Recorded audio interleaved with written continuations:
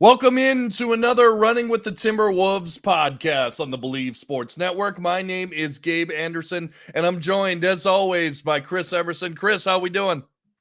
We're doing well. We're doing well. A couple weeks away from the season. Time to start, crunching your fantasy numbers or something. Get ready for your fantasy basketball. So, yeah, it's an exciting time. Absolutely. And do you play fantasy basketball? I do. You do? Okay. And I love it. I love it. I'm a big fan of just the setup that I have, which is like different categories. So, like, you can get guys that are mainly just like steals guys or whatever, and then that can win you weeks. So yeah, I'm a fan of it more than fantasy or football for sure. Okay. I it sounds like I'm going to be in a league this year, so I'm pretty excited about that one. I'd love sometime, and let us know, listeners, if you want to do this. We could get a league started with some of our listeners here. I'd For love to sure. get that started. That would be fun. Let us know if you want that in the comments below. But anyway, we're going to talk a lot about Terrance Shannon Jr. today, but I wanted to start with I wanted to start with this. It leaked out today that the Minnesota Timberwolves and the rest of the league, or not, it didn't. I think it leaked yesterday. The statement jerseys, and I'm going to put Yep. it on the screen right now. Just give me your overall thoughts on them right now. I think they're terrible. But I mean, I thought last year's were bad. So I mean, if you liked last year's, there's really, I guess, no reason why you shouldn't like these ones. They're kind of Right. the same sort of vibe. To me, it looks like, and I said this last year, like if you Getty imaged water and pulled like the number one thing off of, your image search and just threw it on a jersey, like it Mhm. looks like something that a design student could do in 15 minutes.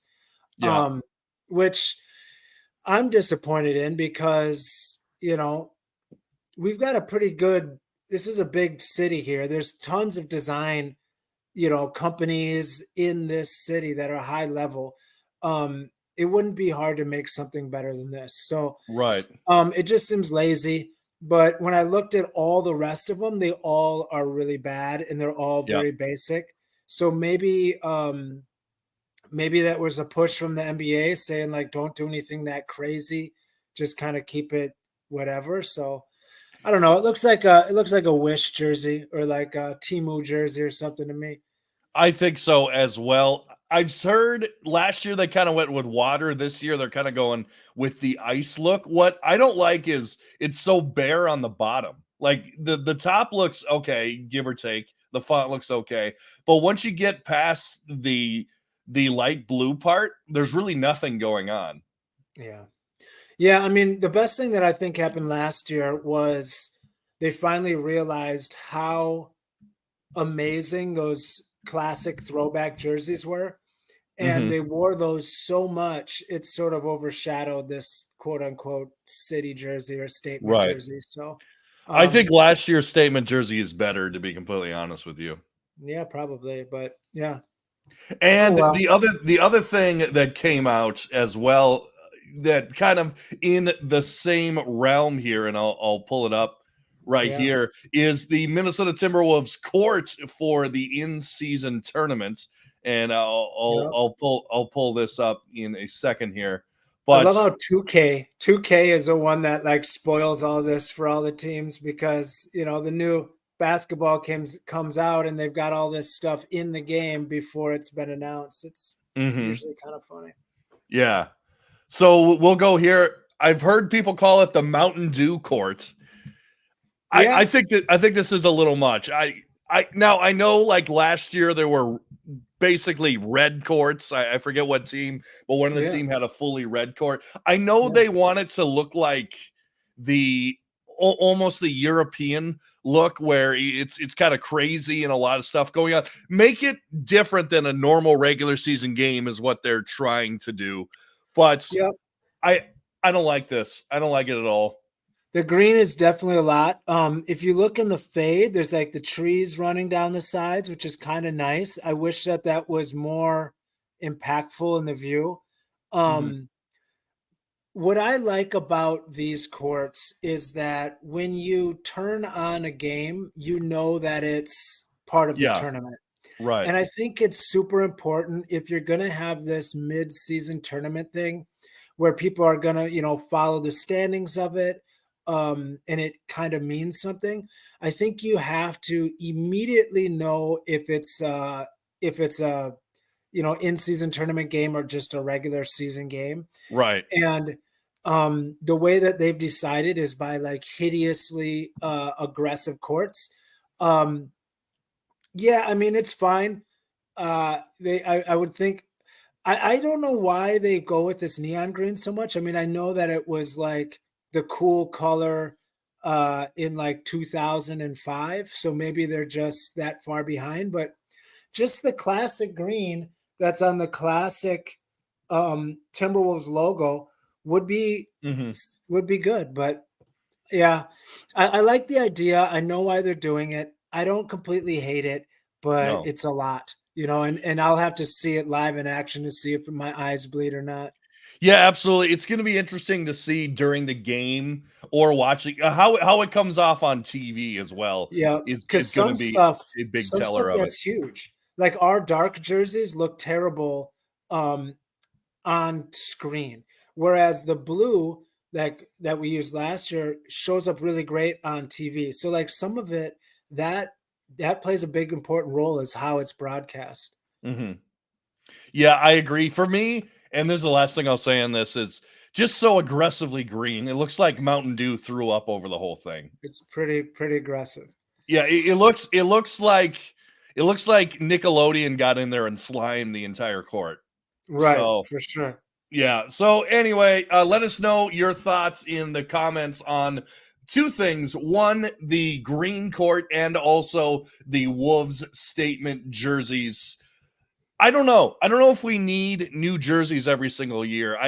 It is nice for people like us. So it's like, oh yeah, that highlight was from this season, or that Right. highlight was from this season. It's a good differentiator for us. But other than that, I don't know if we need to force ourselves to get new jerseys every single season.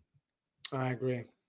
So anyway, let's get into the meat of the episode now that we got that out of the way. By the way, make sure to like, share, and subscribe on YouTube and give us a 5-star rating on Spotify or Apple. And biggest thing, make sure to tell a friend. If you got a Wolves fan in your life or a spouse or basically whoever in your life loves the Wolves, let them know about this podcast that you consume every single week. Anyway, we are talking about the number 27 pick in the NBA draft of this season, Terrance Shannon Jr. Last week, we did Rob Dillingham. You can go back and listen to that on YouTube and Spotify and Apple as well. But Terrance Shannon Jr., the 27th pick in the draft. So you watched him in Summer League and a little bit at Illinois. What's your overall take on Terrance Shannon Jr.? And then I'll go into what some of the analysts are saying.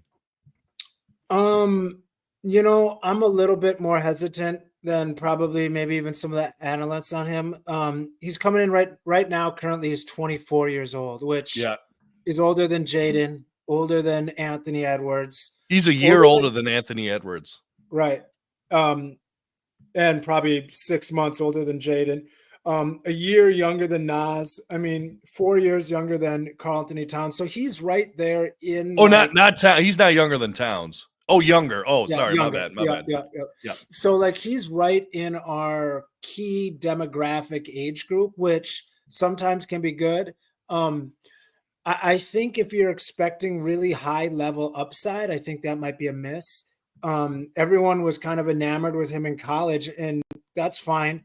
But when you're 24 and built like a grown man, he's been his whole life, a lot of your college numbers are just going to come from just being bigger and stronger than 19-year-old kids, and 18-year-old kids. So like it's kind of an unfair comparison, his college stats. But what I like about him, and we kind of touched on it last week when we were talking about Dillingham, is he does have an aggression and a first step explosion that we just don't have on our roster other than Anthony Edwards.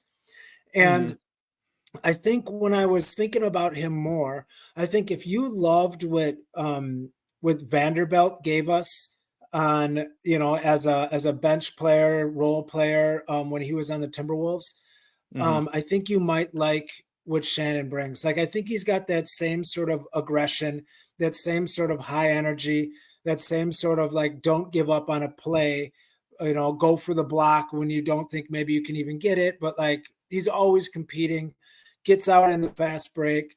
I think it's going to be pretty interesting to watch a back or a group of Dillingham, Terrance Shannon, Nikhil Alexander Walker, and maybe Joe Ingles as a vet to kind of hold that down with maybe Nas. Like, that second unit is going to be interesting. They're going to get out and defend.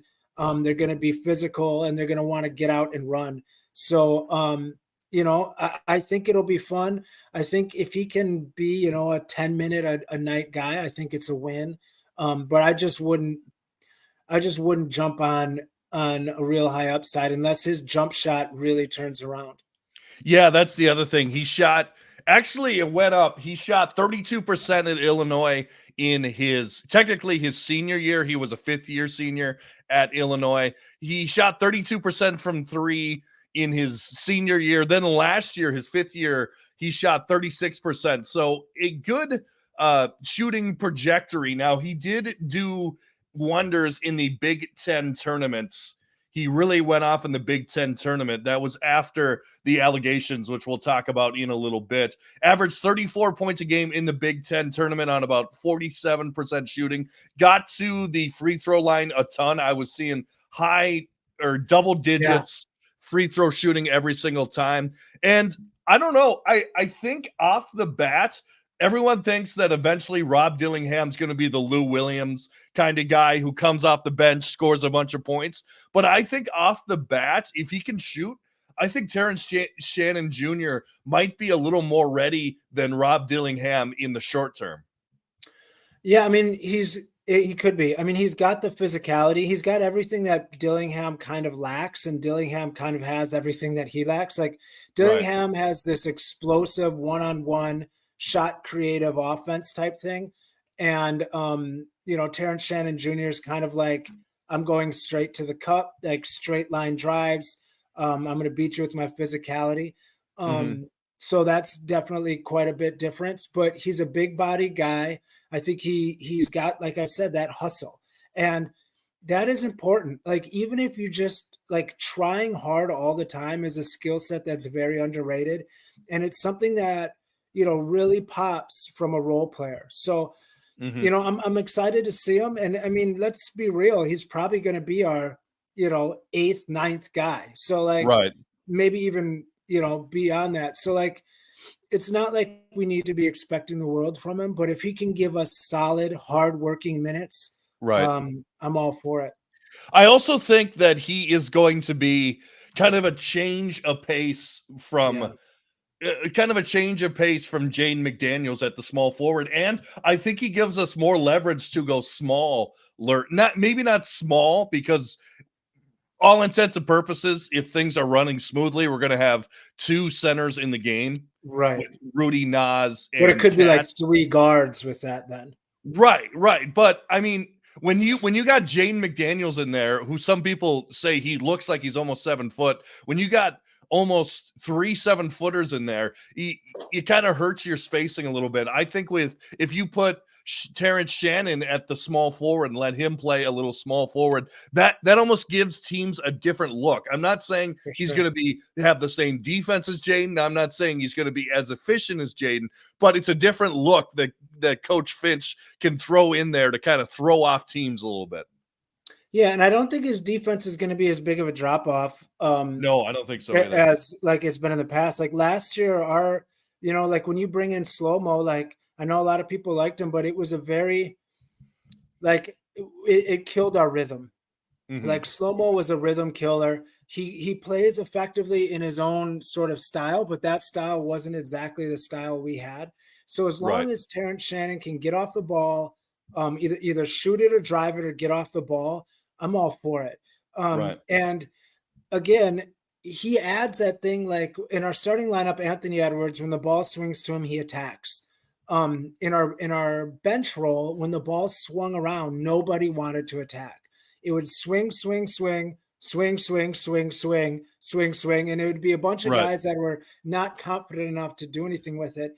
And that's Right. not Terrance. That's not this guy. Like this And, guy, and yeah, and the only person that loves seeing that is a high school coach. right? For Just sure. you just run the offense. We'll get a bucket down low. The teams will be bad enough to Yeah. give us some buckets eventually if we keep moving the ball. Right, but we relied on Naz Reid, like our power forward center, to be the one that was the aggressor from the perimeter, and that's just not great. So Mhm. now with Dillingham and Terrance Shannon on that second unit, we're going to be attacking the whole game. And I think it was a home run draft pick for fit, for need. I think so. And Yeah.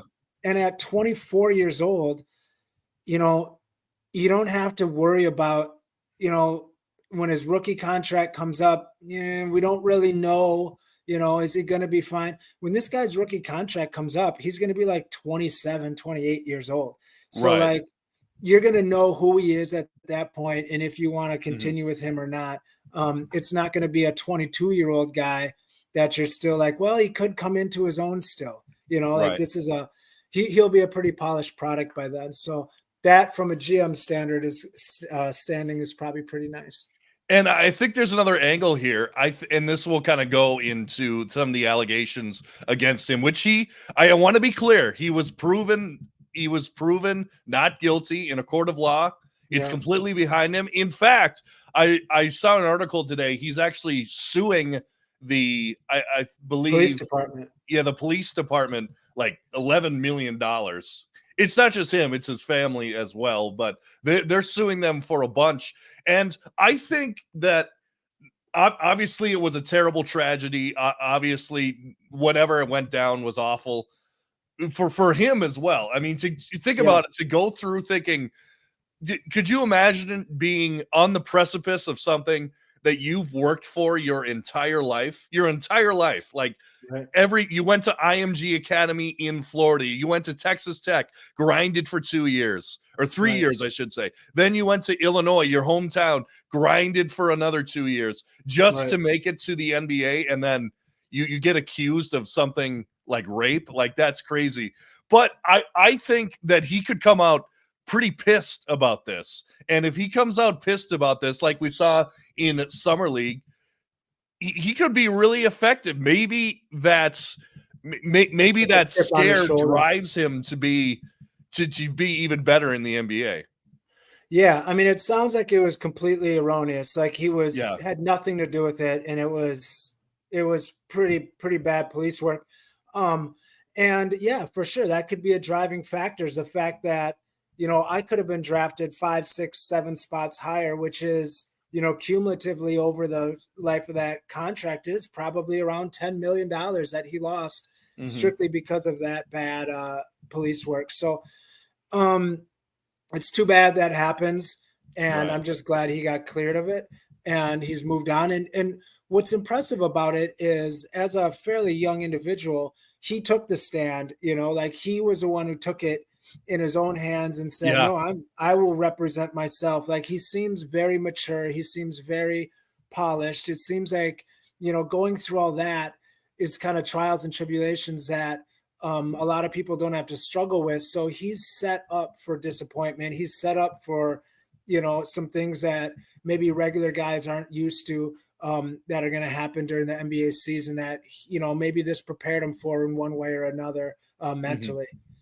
Yeah. And one question that I wanted to get into you, and I actually just thought of it right now, but obviously Rob Dillingham and Terrance Shannon Jr. figure to be 7, 8 off the bench, something like that, in that Something like that. range. Do you see, first, two kind of a two-part question. One, do you think Chris Finch will play two rookies at the same time? And two, do you think it's a good idea? And obviously, I'm not talking about like at the end of games where the game's over, we're up or down 30. I'm talking about like primetime minutes, second unit coming off the bench. Do you see them playing a lot together, or do you think that's out of a question for a team that's trying to contend?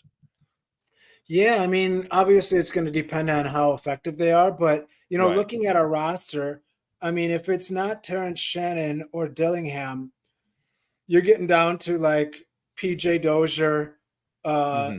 Josh Minot, Leonard Miller. I mean, these guys are not that great either. So, I think it's going to be kind of like we don't have a choice. Right. Like I don't think there's going to be much of a choice. Kind of like when all of a sudden you've got, Rudy Gobert and Carl Anthony Towns at the center spot, figure it out to Chris Finch. Like I Right. think he's going to have to figure that out. And I think there might be some mix and match. Like I wouldn't Hmm. hate it if, Jaden maybe takes an early exit and Terrance Shannon comes in and pulls some of those minutes with the starters, Hmm. just as an energy guy because he's not going to be needing a lot of shots. And then Right. maybe Jaden comes back and puts in some work with the second unit where maybe he can, have a mismatch because of his size and ability. I Hmm. think there might be some of that shuffling of the starting lineup where it's not so much like a hockey shift change, but it's like, you know, mixing in starters and role players. Hmm. I would assume it'd be something like that, but Finch is an interesting guy. We'll see what happens. Let me ask you this though. This is I kind of misphrased the question. Do you see them playing a lot together or not? Um, I don't think so. I think the Yeah, majority I of don't think yeah, at least initially, right. I don't I think think so the either. majority of their minutes will be separated. And I think that's good. Hmm.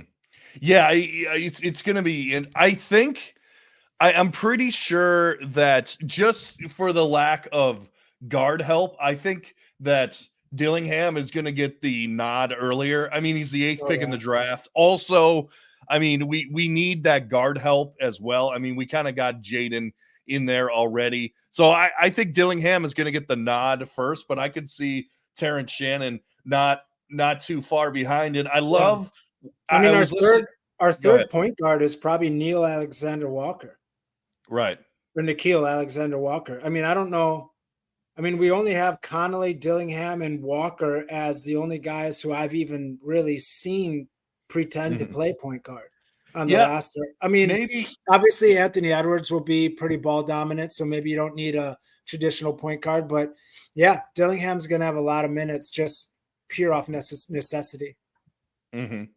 And I love what Coach Finch said during his interview when no, not Shaden Sharp. I wish we had Shaden Sharp. That would be Yeah, nice. But when Terrance Shannon Jr. and Rob Dillingham came into town, and it was basically the press conference, he said, "With the draft, we addressed a lot of the needs that we had. There are a lot of the shortcomings from last year, which I think is spot on. That I mean, what I did the agree. Wolves need last year? Bench scoring and Yeah, defense off the bench, and that's exactly right. what they got. And I would say athleticism. I mean, And athleticism, yeah. our second unit didn't really have a spark. It was slow mo. It was Mike Conley. It was Nikhil Alexander Walker. Like these guys are kind of, I mean, they're all right, but they're not like explosive. Mhm. So it's going to be fun to see these two. Yeah, I agree. And another thing, I was listening to an interview and with Terrance Shannon Jr. with Michael Grady after one of the summer league games. And to his credit, he scored like 20 points that game. Could have went on and on about the offense, but kind of like Rob Dillingham did in another interview. The first thing he said was, "Man, I just we hung in defensively." Yeah. We put it on them. We're a strong defensive unit, and that's how we won this game. And that's what you love to hear because you know that guys coming into the league are going to want to be scorers. They're going to want to really make their name as score or most of them as scorers, and that's what they want to be known for. But if we have a bunch of guys that, particularly from the draft, that buy in to playing defense in a Chris Finch coach team, I mean that could be a beautiful thing. Market to reason number 500 why the Rudy Gobert trade was so important is now we have an identity to the roster. If a team has an identity, it goes a long ways. And even when officials know your identity is a defensive team, they're going to let you get away with maybe a little bit more grabbing or holding a little bit. Like, we're now known as a defensive team. And when you come into that as a rookie, it's great because now you don't have to think as much. Like, well, at least if I lock down on defense, like, just do that. Give us that effort, and then the rest will come after that. So, yeah, I mean, us being a defensive-minded team, bringing in a big, strong guy like Terrance Shannon is going to be great. He had a couple amazing blocks in Summer League. Like, he's not going to give up on plays. I'm excited to watch him out there. Like I said, real kind of Jared Vanderbilt type energy, and I'm excited to see what happens. Absolutely. And before we end the podcast, I want to go into one other thing that I saw just before going on to the podcast. It's Shaquille O'Neal made comments about Rudy Gobert earlier, and he doubled down on him. And I just think, pardon my French, but I think this is just bullshit. So this is Shaq on Rudy Gobert. When I made the comments about Rudy Gobert, people think it's personal. Yeah, it's personal for guys like David Robinson, who made $116 million. Kareem, back to money. Most he ever made was $3 million. You making $250 million, play hard. Which, I mean, I'm sorry, Shaq, but fuck off. Like, I mean, do you think that Rudy Gobert doesn't play hard? Probably one of the hardest playing players in the entire NBA. Yeah, absolutely. It's just ridiculous that, and you think someone like Shaq, who won championships, knows what it's like to win, knows all this stuff about the NBA as an analyst. I mean, I know this goes in the Rudy Gobert episode, which you can go listen to on Spotify and Apple, but just the hate for Rudy Gobert is just ridiculous. Like, it's crazy. It's just crazy. It's to like you said, to throw shade at Rudy Gobert for not playing hard. You can go after him all you want for his offensive inabilities. Right. That's fine. We get that. Right. But he say he doesn't play hard? Are you kidding me? He's just pocket watching. He's mad that Rudy Gobert's made a ton of money, and he's just jealous of that. Like, it's the most ignorant thing that these old guys do. Like, well, let's talk about how much money Bill Russell made compared to you, Shaq, or Wilt Chamberlain. Like, these guys weren't making anything. It's a different era. Rudy Gobert he didn't make that happen. Like, you're going to come on. It's pathetic, but that's fine. Another chip on our shoulder, something our team can rally around. If we want to be the team that everybody thinks is not good enough, perfect. Let's have that in our locker room, and let's destroy the NBA because of it. I totally agree. And hey, Shaq, if you want to be mad at anybody, how about be mad at Timothy Mozgov the year he signed a 4-year, $64 million contract to do nothing with the Lakers? You didn't mention him at all. You didn't mention his 4-year, $64 million contract. And this was like in 2015, so money was even more lucrative back then, just with inflation. But, man, it's just stupid comments from Shaquille O'Neal. And I hope that it's the last year of what is it, inside TNT. The NBA? Yeah, TNT inside the NBA. I hope that this comes up, and I hope they roast him. I hope that the first game on national TV, which I believe is the Laker game, I hope that Rudy Gobert has like 3 blocks. Like 2020 with 5 blocks. Yep. Yeah. I hope he just goes Wembanyama on his ass, because. Well, what I like is I hope Anthony Edwards goes for 75 and he won't show up and give them an interview after the game because we boycotted them because of all this petty crap they do, all this crap talk. So I agree. Yeah. Stand strong, Timberwolves. You be you. Keep it in the locker room, and let's bring home a title. Absolutely. This is the Running with the Timberwolves podcast. Chris, thanks so much for being here. No problem, man. Have a good one. Yeah, you too as well. And this is the Running with the Timberwolves podcast on the Believe Sports Network. I want to set up what we got coming up. I believe next week we're going to do a player profile on Cat. Then the week after that, Anthony Edwards. Obviously, if other things come up, we'll adjust. Like if big Wolves news, if something, I don't think anything with the litigation is going to come up in the next couple weeks. If we added some players to the team, which we'll talk about next week as well. Not too important, but anyway, this is the Running with the Timberwolves podcast on the Believe Sports Network. Make sure to like, share, and subscribe on YouTube, and give us a 5-star rating on Spotify and/or Apple. And as always, go Wolves.